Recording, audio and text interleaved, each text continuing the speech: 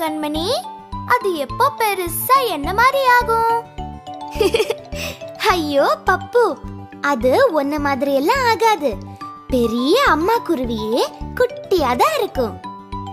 அப்ப பாப்பா குருவி அதை விட குட்டியா? இந்த அம்மா குருவியோட கதைய கேளு.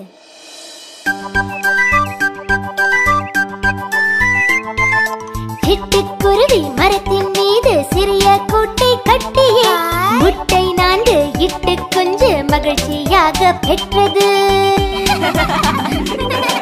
ஊட்டி ஊட்டி வளர்த்தது, வளர்ந்த கொஞ்சு பறந்தது.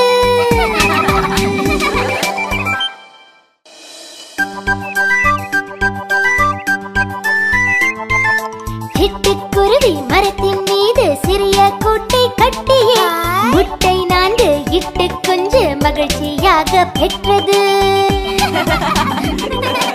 ஊட்டி ஊட்டி வளர்த்தது, வளர்ந்த கொஞ்சு பறந்தது.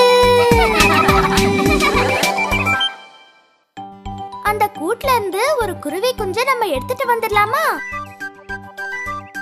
ஐயோ பாவம், அம்மா குருவி தேடாதா? அப்படியெல்லாம் செய்யக்கூடாது. சரியா பப்பு?